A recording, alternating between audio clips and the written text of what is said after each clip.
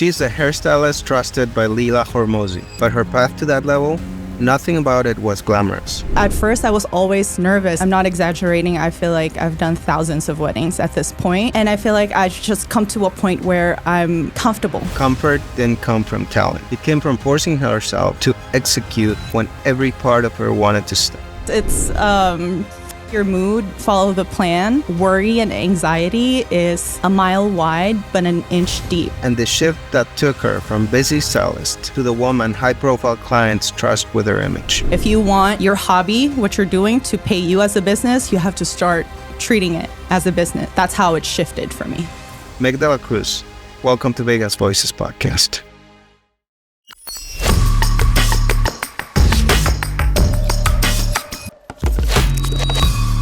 Watching the Vegas Voices podcast. Today's guest is one of the most trusted hands in the Las Vegas beauty industry. This is Meg Dela Cruz. She is the artist behind some of the most recognized women in business in Las Vegas, such as Leila Hormozi.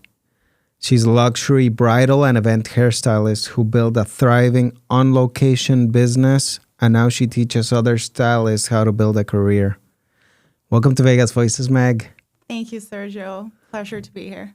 So take us back. How did hair become your craft? And what was the moment you knew that that was your calling? So funny enough, hair isn't really like a huge calling for me. It was more of an aha moment. I was in IT. I was an Android developer, actually. It's so different from what I'm doing right now. You were a total nerd. Yes, I still am. I still am. Okay. And I loved my job. I loved my colleagues. I loved my bros. I was the only female in our team, and I loved it. It was my boss who actually ruined it for me. And so I just had 4 years into my career in Android development. I was like, you know what? I'm using my skills to make someone else successful. And that was it for me. I was like, I need to do something else, whatever it is. And so I had quit that job and I freelanced. I did graphics on the side, social media, all that stuff, building apps. And this was the time where a lot of like the YouTube makeup gurus were blowing up. So me and my friends, we got into makeup. And a couple of them went on to become wedding makeup artists. And so I would assist them in the weekends and just, clean their brushes, do like stuff for their clients. And one day, one of them asked me to actually curl their bridesmaids' hair. And I was like, okay, sure. And she paid me $50 per person that time. And I was like, you know what? I can make a killing out of this. I'll stay in my lane. Instead of trying to be another makeup artist, I'll just be a hairstylist and be their assistant hairstylist. And so I said, this is what I'm going to do. And I'm going to make it work. And I did. Assistant hairstylist? Yeah, because at that time, hairstyling wasn't really a thing. It was more of like the makeup artists. The makeup artists were the star of, the glam team. The makeup, I feel like the hairstylists were just an assistant, so to say. But I said, I want to be good at this and I want this to be my thing. And I did. That's what I did. That's awesome. So that was a moment that you realized that thing for you. Yes. I said, I wasn't even good. I was just like, I'm going to be good at this and I'm going to do it. So how do you get away with it if you weren't really good that time? Oh my gosh, I'm just like, there's no other choice. I have to make this work. So I did. So you've worked with everyone from brides to business leaders. Yes. What early risk or decision changed everything for that to take that career trajectory? I feel like the biggest risk for me was just leaving that stable IT job. I was making good money. It wasn't like, a lot, but it was good money at that time. I was really young. So that was a risk I had to take. I had to just take a leap of faith and say, you know what, I'm going to leave something stable, a paycheck that I know how much I'm going to make, every couple of weeks, and doing something that I don't know if I'm going to get clients. I don't even know if I'm going to, make it or be successful. So that's one risk that I think that's the biggest risk I had to take. So what's something you faced early on that most people don't see behind the glamour of the beauty industry? Yes, I think a lot of people now, especially now where it's more in the mainstream, I think they only see the glamour, the beauty side of it. A lot of people don't realize when you start out as a freelance, especially like in artistry space, it's not a stable job. It's not, I'm not an employee of someone. I don't clock in, clock out. We have to do everything, not just the artistry part of it, but also the back end part, marketing, networking, all that stuff. So when I was starting out, I did not know anyone. I moved from California to Las Vegas. I didn't know anyone. I didn't have family out here. So I had to build myself from zero. So I did a lot of free stuff. I've invested a lot of time into my craft, into my business, and I did a lot of free work. So it was hard. It was very hard, like building the blocks and building that foundation, putting in the blocks just to be here.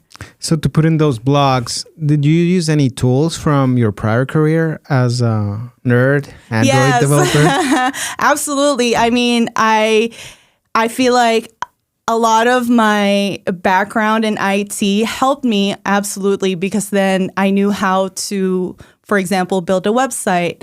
I also did a lot of graphics, social media stuff, freelancing before I got into this. So definitely helped a lot with my hairstyling business. Okay, so I'm seeing a pattern here because most hairstylists don't know that side of the business. So do you think that gave you an edge at the beginning? Absolutely. Absolutely. Yes. So what would you tell a hairstylist that's really good, but they're not making it that great in order to get in shape for their social media and their marketing? Right. Okay. So, I mean, I had experience, but I wasn't the best at it. So it's also a skill that you need to build. It's also a muscle you need to build. Like if you're not good at social media, then you have to invest time in it. Just practice and start putting in the reps, the repetition. You go to the gym to build your muscles, then just post every day and try to edit every day to build the social media muscle. It's the same thing. Okay. Yeah. So let's get into the technicalities of hairstyling and all these things. I'm pretty curious about it. I don't know anything because I'm not in that industry, but that's why we have you here.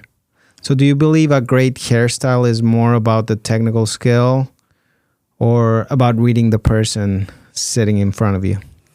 I think for me personally, I think it's more the technical skill at first because a lot of it will be how you present yourself is if you're confident in your skills and in your artistry. And if you are actually good and you believe that you're good, then everything else will follow.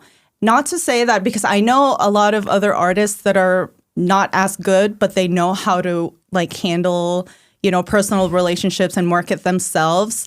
But that only goes so far because a lot of the artists too, you can Photoshop, you can, AI your stuff, but I think that only goes so far. But if you're actually good at what you're doing, your product sells itself, which is your craft. I don't believe it. Is there like artists that Photoshop their... Absolutely. Wow, I'm not going to say anything, but there's a lot of artists that do that, which is false advertisement for me.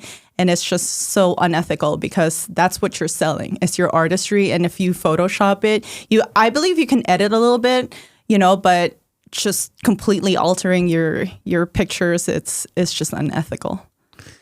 So you specialize in weddings, right? Yes. So these are very high pressure. Like it's somebody's best and most special day.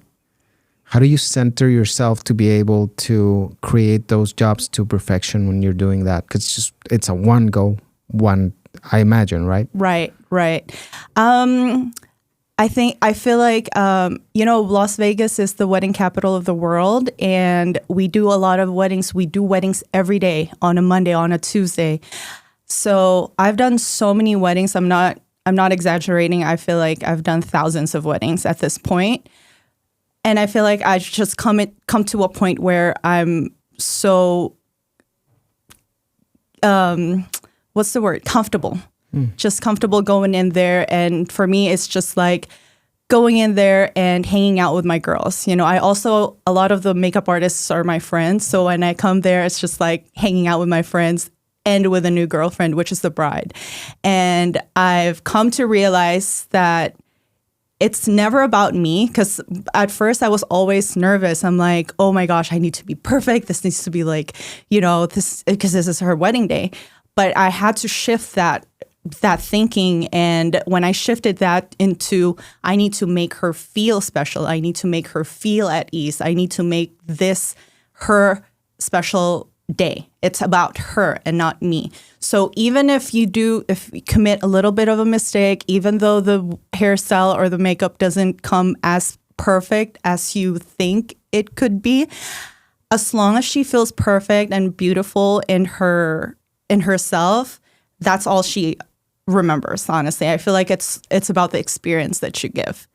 So yeah, I feel like it's just, I've become so not confident, but comfortable with doing weddings. That is super cool. So that's your zone of genius. Amazing.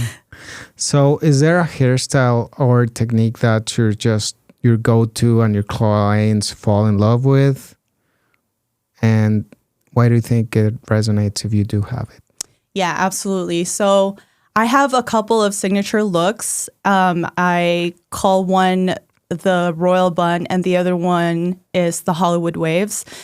But I feel like a lot of my brides resonate and book me for the Hollywood waves because it's just a style that's so timeless and very glamorous, and just it has like that wow effect.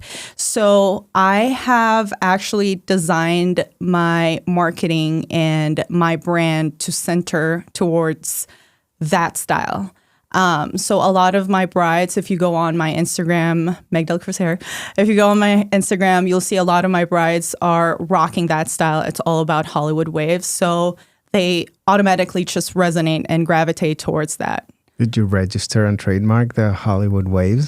No, I can't, because it's been a thing since I feel like since I started doing hair, which was almost 10 years ago. I feel like, and that's why I love it, because it's so timeless. It's been a trend since 2016, and I know, and I feel like it's here to stay. No way. Yeah. So a little bird told me you work with Leila Hormozi. Yes. She's known for a discipline, precision, and consistency.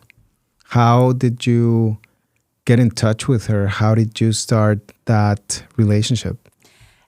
Interesting. Okay, so I've actually followed the couple, Leila and Alex, for a long, long time. And I had seen that they were going to move to Vegas, because obviously I was always on their Instagram, and I was like, no freaking way.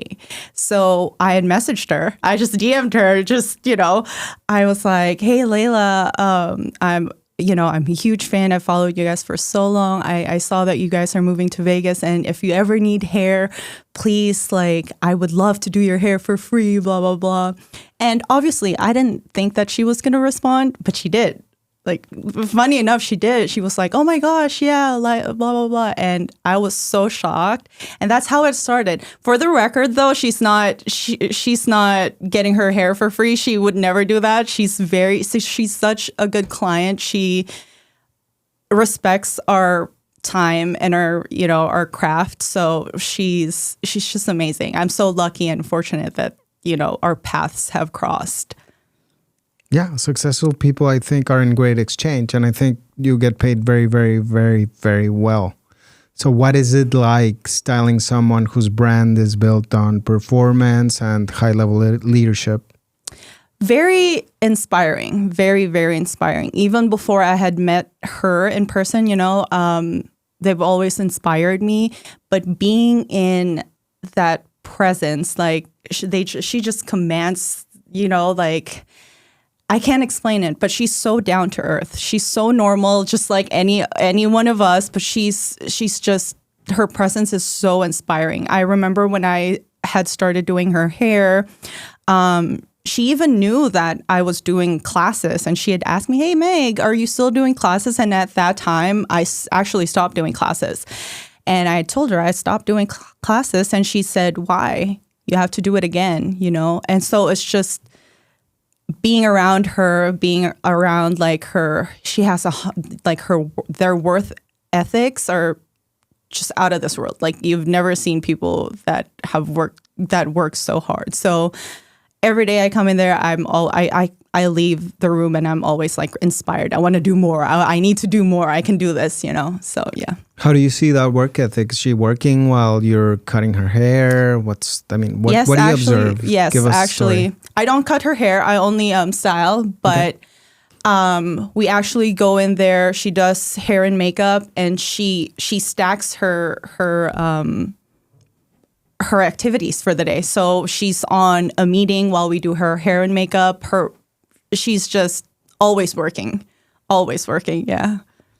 That's super cool. Mm-hmm. What was the best tip you've gotten from her?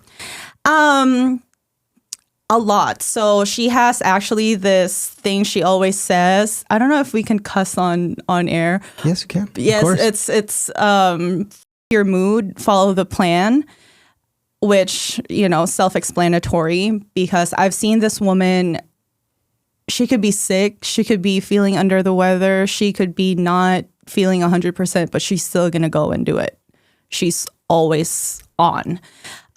So that's one. Another thing is she would always tell us it's okay to be scared, but if there's something that you want to do, just do it scared anyway, because time will pass. You know, if you want to do something that you think is going to take you 6 months to do, if you don't do it, 6 months will still pass.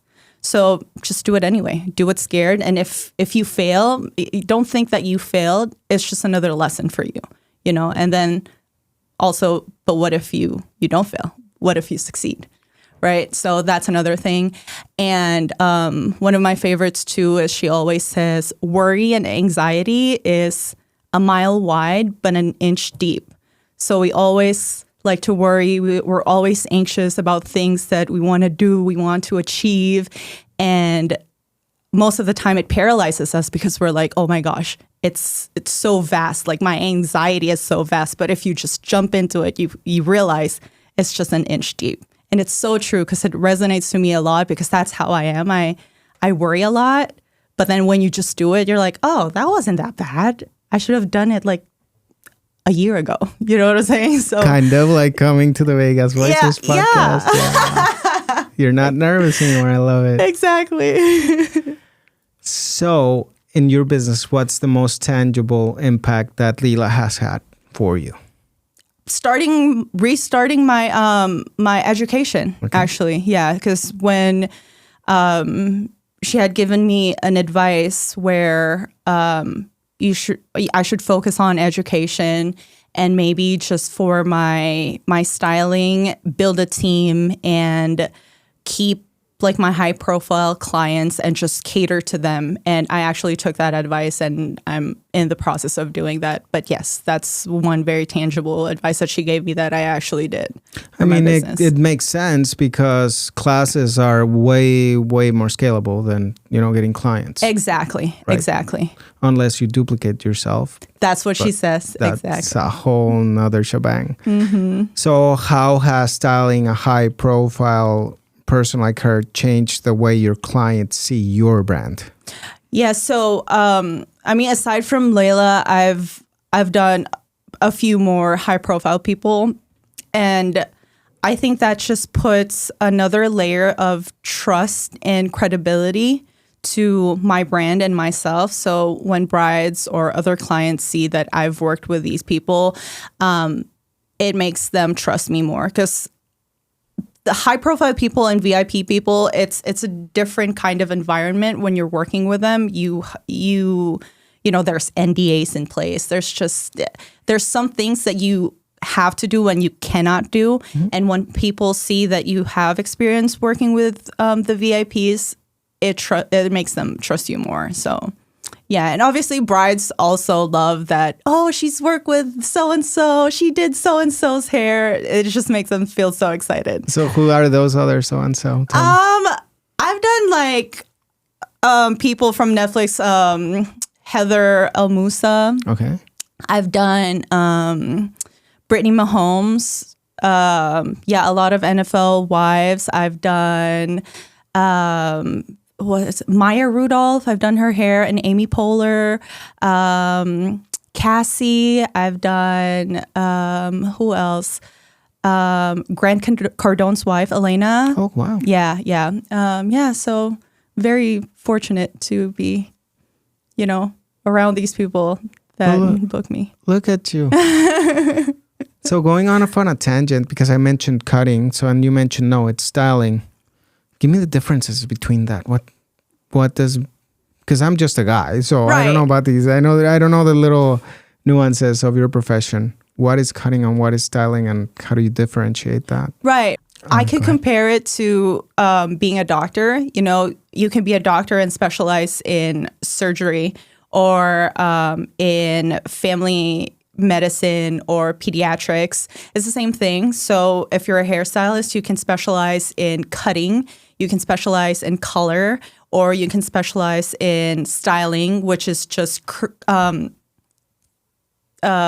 someone's hair. It's just styling, like going to a special event. So nothing permanent doing on their hair. Okay. Mm-hmm. So then it goes the next day if you want. Yeah. Right? If they, after they wash their hair, it's their hair. Nothing permanent's done to their hair. Totally got it. So back to the business side of things. What do you think separates the stylists who stay just busy versus the ones who actually scale? I think, I know a lot of artists too that are very busy and they are happy being busy and they want to be busy and working every day like that. So I think it all comes down to what kind of lifestyle the stylists want to have. So for example, for me, I love being busy. 5 years ago, I was booked back to back to back every day.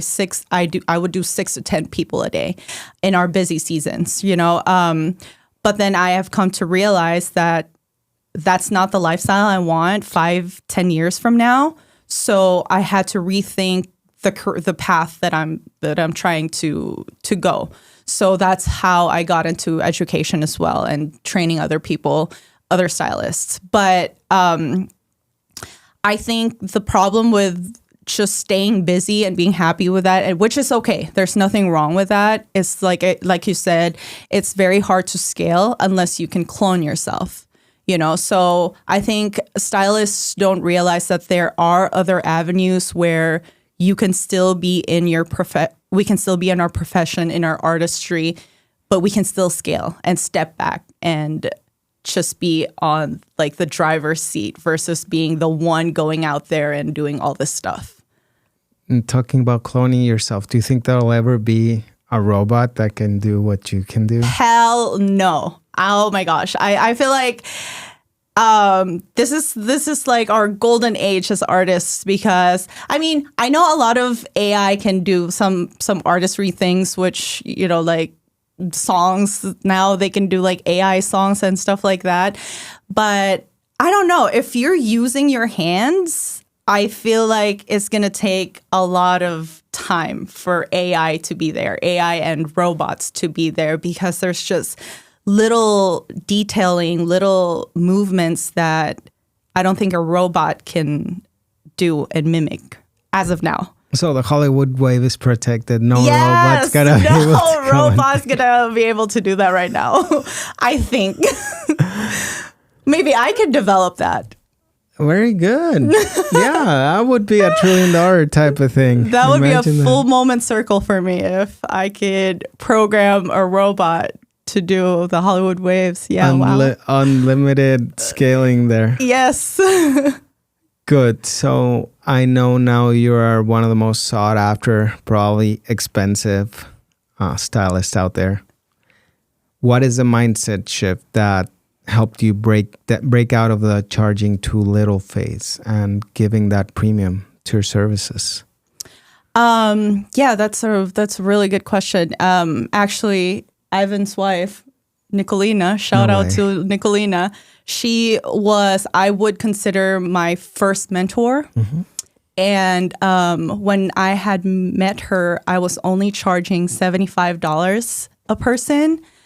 And at that time, she told me, you're not just hurting yourself, you're hurting the industry as a whole, because there's a thing called industry standard, which is the average of how much you should charge people per everyone's rate, right? And she's like, the standard right now is 125 to 150 per person. So for you to be charging less than that, you're short. You know, you're hurting yourself, and basically you're also hurting everyone else, because everyone's just going to go to you. So she had really drilled it to me. You're not worth $75. You know, you have to raise your prices, and even if you think you are worth $75, you have to raise your prices, because that's the industry standard.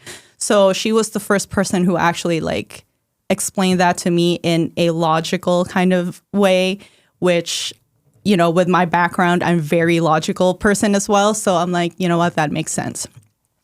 And she had also taught me, which had never left me till this day, if you want your hobby, what you're doing, to pay you as a business, you have to start treating it as a business. So that stuck with me the whole time. And I'm like, okay, you're right. So that's how it shifted for me. Amazing. Yeah. So then what's the mistake that most stylists are making that is holding them back from getting higher paid jobs? I think it's really focusing on the person, or the avatar, as we like to call it, the bride that they want to attract, versus what they feel that they have to put out.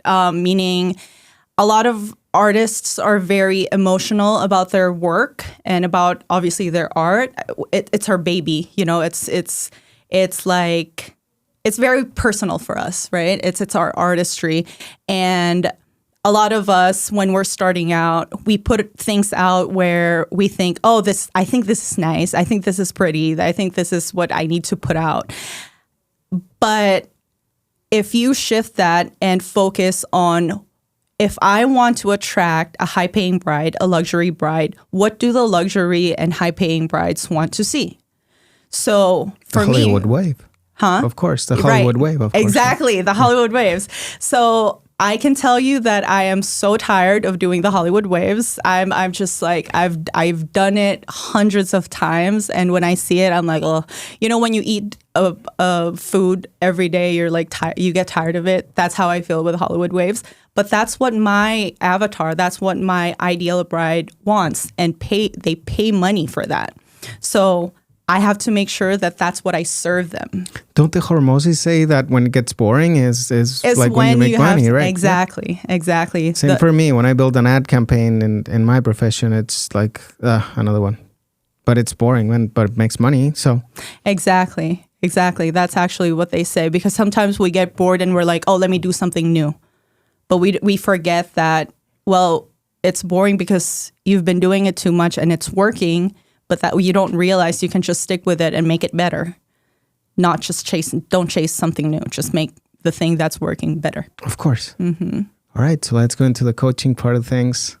What made you create a coaching program?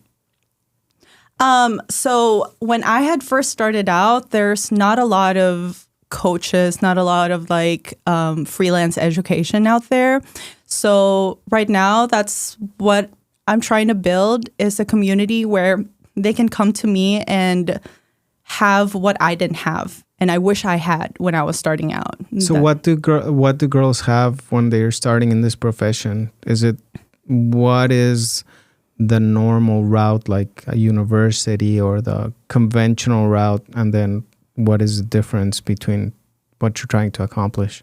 So usually girls will go through cosmetology school, okay, where they teach cutting, coloring, basic styling, all that stuff, right?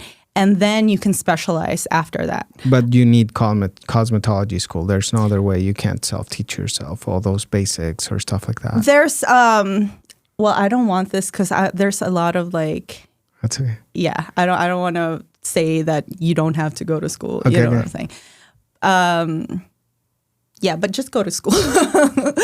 Yeah, I don't want that. So get the basics and then you got to go beyond the basics, right? Exactly. Okay. Exactly. So because they teach you everything in cosmetology school, and then once you're out of school and you want to, for example, you want to specialize in extensions, go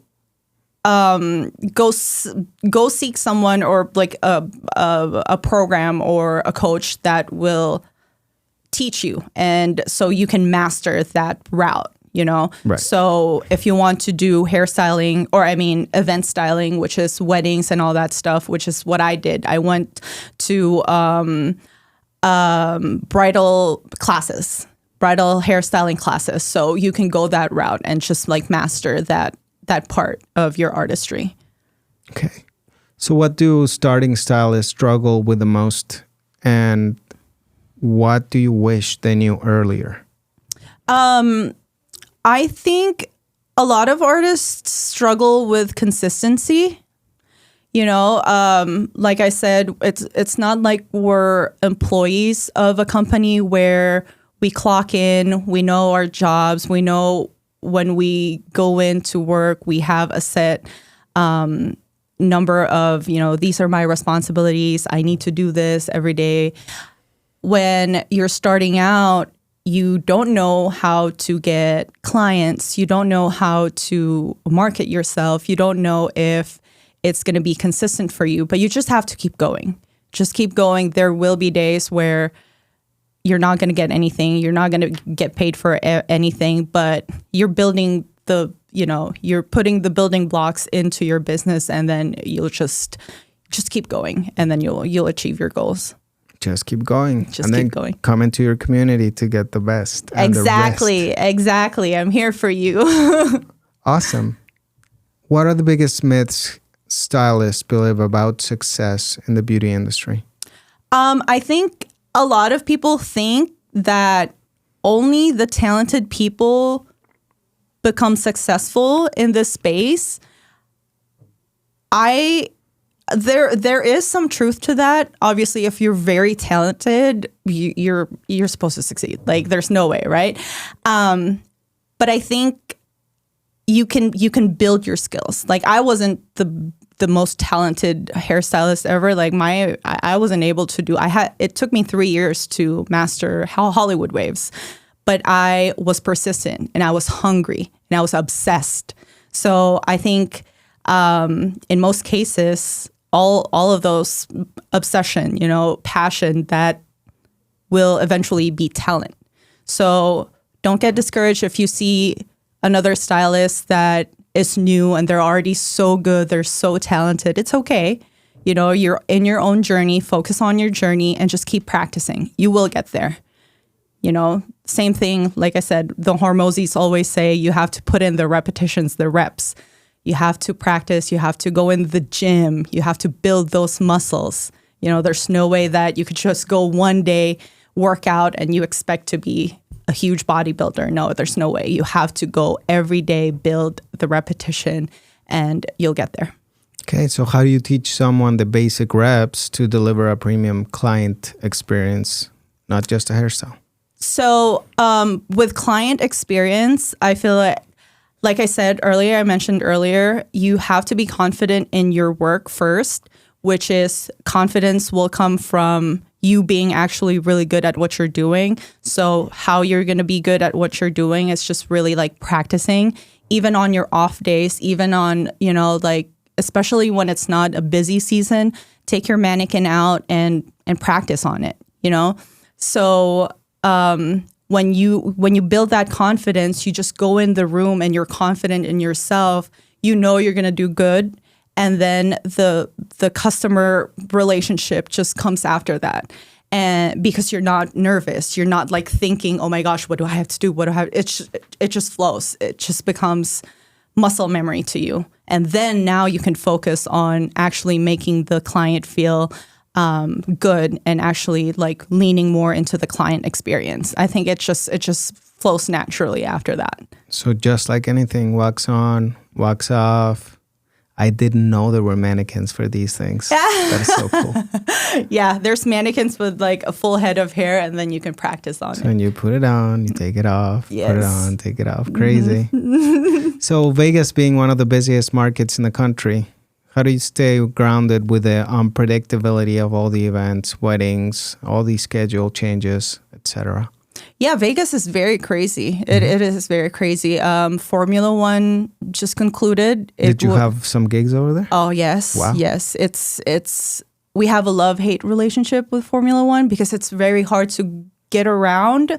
All the roads are closed, they're all blocked off. But it's fun, and it breaks that monotony of being in weddings all the time, which I love weddings. But when I get to do something that's outside the wedding realm, then I get excited again because my creative the creative just flows, right? So I think in Vegas, just the nature of Vegas is my speed. Because I'm very extroverted and I love being around people. But then once I'm done with work, I come home and I'm my nerdy self again, and I'm introverted. I don't want to talk to anyone. So it's just that cycle for me, and it grounds me. That's what grounds me. It's just like, oh, I'm busy and I'm doing 5 million things at the same time.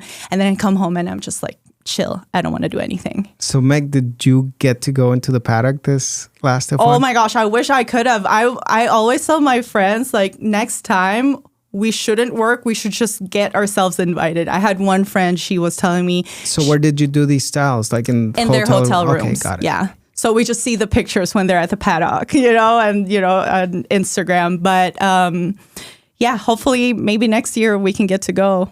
But no, not this year. Okay, got it. Oh, I just assumed because it's F1, you go and do the girls' hairs in the paddock or something like that. But now I get it. You just go to the rooms. But at least you get to be around, right? Did you Yes. didn't get passes or anything? We didn't get passes. Wow. Yeah, no, not this time. But sometimes we do, right? When we go do events, like boxing events, they would sometimes give us free passes. When we go do artists or singers, they would usually give us free tickets, but not for Formula One yet. Yeah, maybe next year. All right. So you're built on being on location on mobile. Why was that the right model for you? So with my corporate background, I was in a cubicle, for 8 hours a day, and I hated it. I'm also very fidgety. I feel like I have self-diagnosed ADHD. I just can't be in one place. And so the being mobile, I think, was perfect for me, because then it's not the same environment every day. It prevents me from burning out because I'm not getting bored. And also, like, doing weddings and then having to do other events as well, it breaks that monotony. So it was just a perfect setup for me, being mobile. I totally get that. So how do you manage timing, energy, and quality when you're traveling from one client's wedding to another sort of event? So I had to build this muscle too, where sometimes you go into one client, it's a different energy, or you feel like you didn't do as good as you're supposed to do. You have to build that muscle where when you leave that room, you just have to like drop everything and restart, and then get to the next one with a fresh outlook, fresh energy, because it's not fair for the next client to be dealing with your energy, and just, stinking up the room. It's just not fair. So you just have to really like turn on and off like it. And again, it's a muscle that I had to build over time, but now I'm very good with it. Like, it could be a total disaster for my first client, and then I'll go to the next one like nothing happened, I don't see you creating disasters. I mean, I hear you're the best. So. Oh, thank you. Thank you. So what would be one of the things that your client always remembers when working with you? I think it's my energy. Yeah, I feel like I'm very, even like now with my brides, we're still connected on Instagram, and we're still like a lot of my brides, we're still very close. We still, say hi and say, just interact online. Because I love people. I'm very extroverted. I want to learn about you. Tell me what you do. Tell me where you live. And we have clients from all over the world, right? So from the UK, from Ireland, from like everywhere. So I always make them about them, and I love that. Because some people are like, no, I want to talk about me, ask me.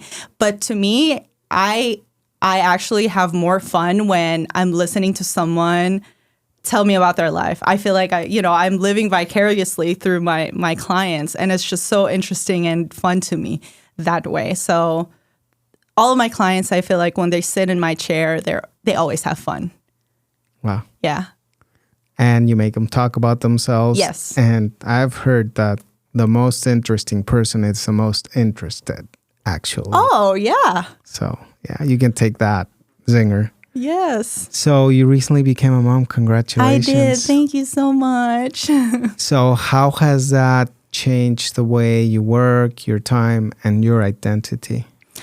Yeah, I mean, thank you so much. And I love being a mom. I really do. I really, I think this is the best job that I've ever had.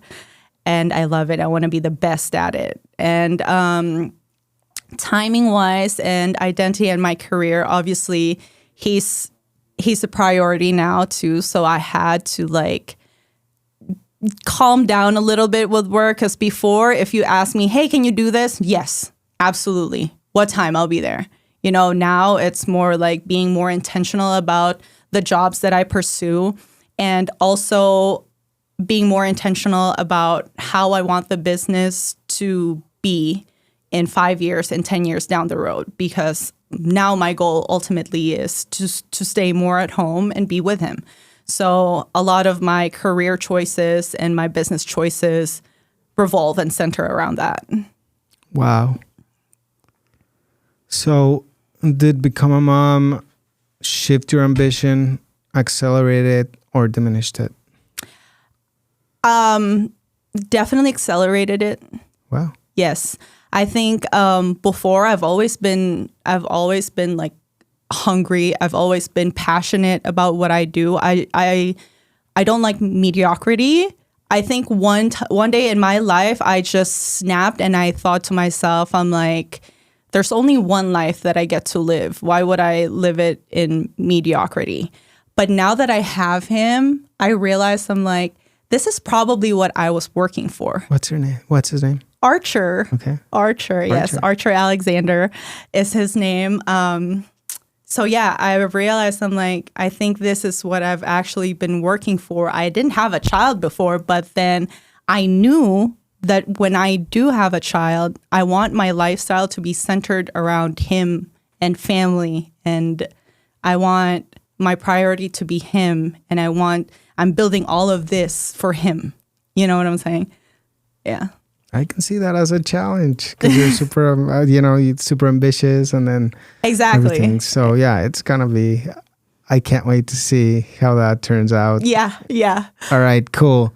So, why do you hope Archer Alexander grows up seeing you as a businesswoman and a creative? I think I really want him to see the grit, like how much passion I have with doing things. And also, like I said, not trying to settle for mediocrity. If you want to do something, you do it with everything that you got. Like, don't half-ass things. Don't waste your energy. Don't waste your time. Just do it with a lot of intensity and intention. I want him to see that. And I want him to see that it's possible to build something out of nothing, and there's a lot of avenues for him to do. And like I said, if I can do it, you can do it too, and be better at it. Wouldn't it be cool? I hope 10 years from now your kid is seeing this. Yes. Oh, listening wow. and learning from it. Mm-hmm. Yeah, that would be amazing. Let's go into the rapid fire round here. So, what's the trend in hair that you love right now? Hollywood waves. Okay. And what trend needs to die immediately? Bringing AI pictures as your inspiration picture. Yeah, I remember the other day, my hairstylist, my barber put up this AI tool and he put me in with dreads and I'm like, what the heck? Oh my God. All right. So what's the go-to product that you can't live without? It's a hairspray. Got to be glued. Okay. Best wedding day moment you've ever witnessed? When I was in Italy for a wedding for a client. Oh, wow. Yes. You got flown out to Italy to do a wedding? No way. I've never been to Europe, and she flew us out. We stayed there for 5 days at the Amalfi Coast, and I was 10 months pregnant. And so Archer has actually been to Italy. Wow. Amazing. One piece of real no BS advice for any new stylists.